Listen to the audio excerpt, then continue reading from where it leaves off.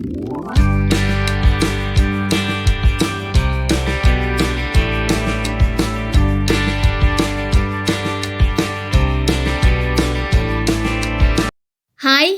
Hello అందరికీ నమస్తే. ఈ వీడియో అయితే పోలిపాడ్యం రోజు వ్లాగ్ అండి. కార్తీక అమావాస్య మర్నాడు రోజే మనకి పోలిపాడ్యమి. ఇక పోలిపాడ్యం రోజు నుంచి మనకి మార్గశిర మాసం అనేది ప్రారంభమవుతుంది. మార్గశిర మాసంలో ఎక్కువగా మనం విష్ణుమూర్తిని పూజిస్తాము. పోలిపాడ్యం రోజున కాలువలు, నదులు, చెరువులలో దీపాలు వదులుతారు కదా. నేనైతే ఇలా ఇంట్లోనే ఒక బేసిన్లో వాటర్ వేసి అందులో కొద్దిగా గంగాజలం, పసుపు, కుంకుమ, పువ్వులు వేసి ఇలా దీపాలైతే వదిలానండి. నాకు అరటి దొప్పలు కూడా దొరకలేదు, అందుకని నేను చిన్న చిన్న ఆకులలో అయితే దీపాలు వదిలాను. మామూలుగా 33 దీపాలు అయితే వదలాలి అంటారు.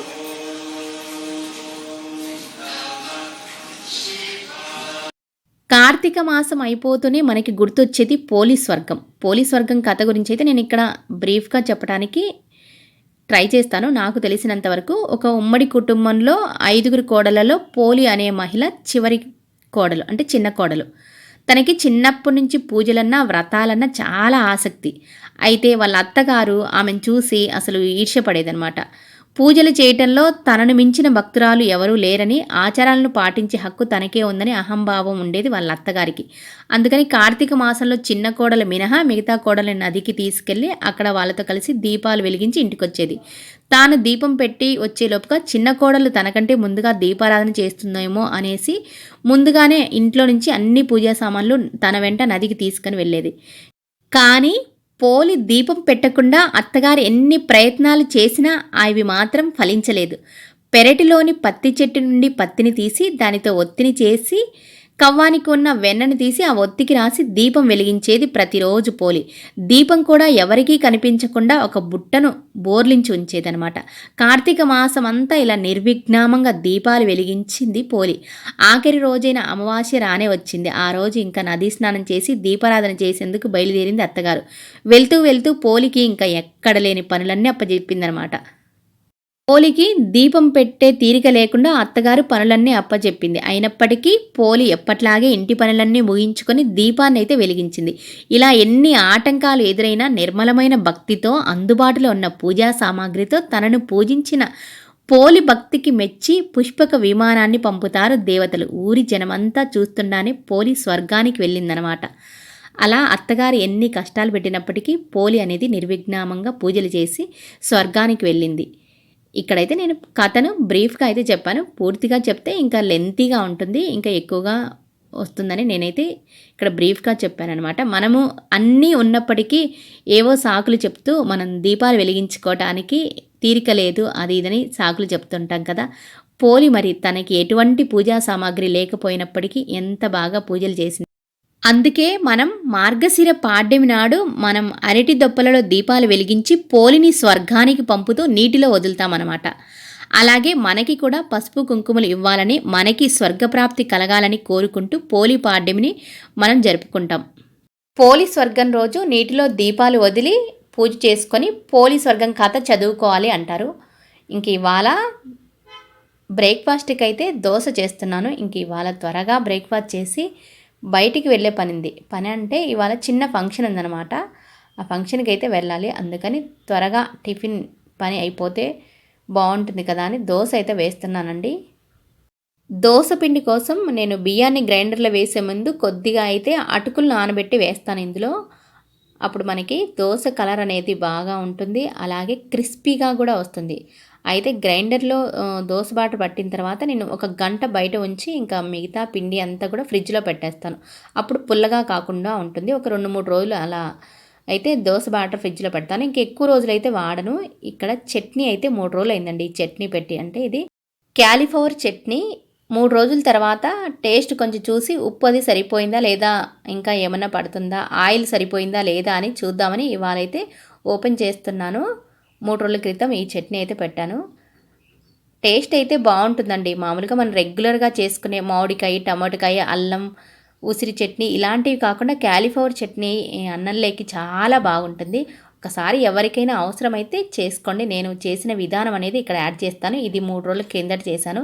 ఇవాళ చట్నీ టేస్ట్ అయితే చూద్దామని తీసానండి. ఆయిల్ అయితే సరిపోయింది. కొంచెం మనం చేసిన రోజు కన్నా మూడో రోజుకి ఆయిల్ అనేది పైకి వస్తుంది. మనం క్యాలీఫ్లవర్ చట్నీ చేయాలంటే క్యాలీఫ్లవర్ కొంచెం తెల్లగా ఉండేది తీసుకోవాలి. కొంచెం ఇలా ముక్కలకి కాడ ఉండేలాగా ఒలిసి పెట్టుకోవాలి. నేనైతే అర్ధ కేజీ క్యాలీఫ్లవర్ని ఇలా ముక్కలు ముక్కలుగా ఒక రకమైన ఓ మాదిరిగా ముక్కలు అంటారు కదా, చిన్న సైజు ముక్కలు అయితే తీసుకున్నాను. 1 లీటర్ నీటిని అయితే తీసుకున్నానండి. ఈ నీళ్లు బాగా హీట్ అయ్యేలాగా బాయిల్ చేయాలి. అవి బాయిల్ అయ్యేలోపు ఈ ముక్కల్ని మనం ఆల్రెడీ ఒలిచి పెట్టుకున్నాం కదా, వీటిని కొలుసుకోవాలి. అంటే ఎన్ని ఉన్నాయి దాని ప్రకారమే మనం ఇంకా ఆయిల్ కానీ, ఉప్పు కానీ, కారం కానీ వేస్తాం కదా, అందుకని నేను గిన్నె కొలత తీసుకుంటున్నాను. ఈ గిన్నె నిండా 4 గిన్నెలు అయ్యాయండి నాకు. మనం ఎప్పుడైనా ఏ చట్నీ చేయాలన్నా కొలత ప్రకారమే చేస్తాం కదా, ఎవరైనా డబ్బా కానీ గిన్నెలు కానీ పెట్టుకుంటారు. నేను ఈ గిన్నె కొలత అయితే తీసుకుంటున్నాను. 4 గిన్నెలకి నిండుగా అయ్యేలాగా కొలిసి ఇందులో వేరే దాంట్లో వేసుకున్నాను. ఇవి కొలిచిన తర్వాత మనం వీటిని నార్మల్ వాటర్ ఉంటాయి కదా, ఆ నార్మల్ వాటర్లో బాగా ఒక 3-4 టైమ్స్ అయితే కడిగి పక్కన ఉంచుకోవాలి. కొద్దిగా సాల్ట్ వేసైనా కడిగి ఉంచుకోవచ్చు. నేనేమంటే వేడి నీళ్ళలో సాల్ట్ వేస్తున్నాను కాబట్టి ఇందులో సాల్ట్ వేయట్లేదు. ఈలోపు కడిగేలోపు వేడి నీళ్ళు కూడా బాయిల్ అయ్యేయండి. ఇందులో కాస్త సాల్ట్, కొద్దిగా పసుపు వేసి ఇంకా స్టవ్ ఆఫ్ చేసేయాలి. స్టవ్ ఆఫ్ చేసిన తర్వాత పసుపు, సాల్ట్ ఈ వాటర్లో కరిగేలాగా ఒకసారి కలబెట్టేసి మొత్తం నీటిని మనం పెట్టుకున్న క్యాలీఫ్లవర్ ముక్కలలో పోయాలి. ఈ నీళ్లు పోసిన తర్వాత ఎక్కువసేపు ఉంచాల్సిన అవసరం లేదండి. ఇందులో ఏమైనా మనం వాసన పోవటానికి ఇంకా ఫర్టిలైజర్స్ వేస్తుంటారు కదా, అవి ఏమన్నా వాటి పవర్ లేకుండా పోవటానికి మనం ఈ వాటర్లో కొద్దిసేపు ఉంచుతాం. 1 నిమిషం అయితే సరిపోతుంది. ఎక్కువసేపు ఉంచామంటే మళ్ళీ వాటర్ అంతా ముక్కలు పీల్చేస్తాయి. మనం చేసే చట్నీ కదా, అందుకని ఎక్కువసేపు ఉంచకూడదు. తర్వాత బొరల గిన్నెలోకి తీసుకొని అందులోకి ట్రాన్స్ఫర్ చేసుకోవాలి ఈ ముక్కల్ని బొరల గిన్నెలోకి ట్రాన్స్ఫర్ చేసుకున్న తర్వాత వాటర్ని పోయేలాగా ఒక 5 మినిట్స్ ఉంచిన తర్వాత మనం ఒక కాటన్ క్లాత్ ఉంటుంది కదా, ఏదైనా నేనైతే చున్నీ తీసుకున్నాను, దానిపైన వేసి పతలాగా మనం ఎండలో కానీ ఫ్యాన్ కింద కానీ అలా ఒక గంట సేపు అయితే ఆరబెట్టాలి. ముక్కలలో ఉన్న తడి అంతా ఒకసారి పోవటానికి కూడా ఫస్ట్ ఇలా అయితే తుడుస్తున్నాను నేను. ఏమన్నా ముక్కలకి ఎక్కువగా తడి ఉంటుంది కదా, ఆ తడి అంతా ఈ క్లాత్కు వచ్చేస్తుంది కదా అని నేను వీడియోలో చూపిస్తున్నాను కదా, అలా చేతితో అయితే రఫ్ చేస్తున్నాను అండి చిన్నగా. మళ్ళీ ఎక్కువగా ప్రెస్ చేస్తే ముక్కలు అనేవి చెదురయ్యి పీసెస్గా అవుతాయి. ముక్క అనేది చెదరకూడదు కదా, ముక్క ఎలాగా ఉండాలి అలాగే ఉండాలి. అందుకని చిన్నగా అలా తుడిచేసి ఎండలో అయితే ఒక గంట సేపు ఆరబెట్టాను. ఎండ ఉంటే ఎండలో ఒక గంట సేపు ఆరబెట్టాలి. లేదు అంటే ఫ్యాన్ కింద ముక్కలలో ఉన్న తడి అంతా ఆరిపోయేలాగా ఒక గంట కానీ గంటన్నర కానీ ఎక్కువసేపు అయినా ఫ్యాన్ కింద పెట్టేయచ్చు. ముక్కల్ని ఎండలో పెట్టిన తర్వాత మనం ఒక 2 స్పూన్ల ఆవాల్ని, ఒక 20 గింజల మెంతుల్ని తీసుకొని వేయించి చల్లారిన తర్వాత పొడి చేసి పక్కన పెట్టుకోవాలి. ఒక గంట సేపు ఎండలో ఆరిన తర్వాత ముక్కలన్నీ ఇలా పొడి పొడిగా అయ్యాయి. ఇందులో ఇప్పుడు ఎలాంటి తడి అయితే లేదు. తడి ఉందనుకో మనకి చట్నీ అనేది త్వరగా పాడవుతుంది. ఇప్పుడు ఒక నిమ్మకాయ సైజ్ అంతా చింతపండు అయితే తీసుకున్నాను. చింతపండులో పీచులు పిప్పి అవి లేకుండా శుభ్రంగా చేసి పక్కన పెట్టుకోవాలి. ఇందులో ఒక కాఫీ గ్లాస్ అంత వాటర్ని బాగా వేడి చేసి ఇందులో పోస్తున్నానండి. ఇప్పుడు ఈ చింతపండు అనేది ఒక అర్ధగంట సేపు మనకి నానిన తర్వాత మనం మిక్సీ జార్లో వేసుకొని మెత్తగా పేస్ట్ లాగా చేసుకోవాలి. చేత్తైనా స్మాష్ చేసుకొని ఉడికించుకోవచ్చు, కానీ మెత్తగా గ్రైండ్ చేసుకుంటేనే బాగుంటుంది. చింతపండు నానబెట్టడానికి కొన్ని వాటర్ వేసాం కదా, ఆ వాటర్తో సహా చింతపండును కూడా మెత్తగా గ్రైండ్ చేసి పక్కన పెట్టుకున్నాను. తర్వాత మనం క్యాలీఫ్లవర్ ముక్కల్ని ఆయిల్లో వేయించాలి.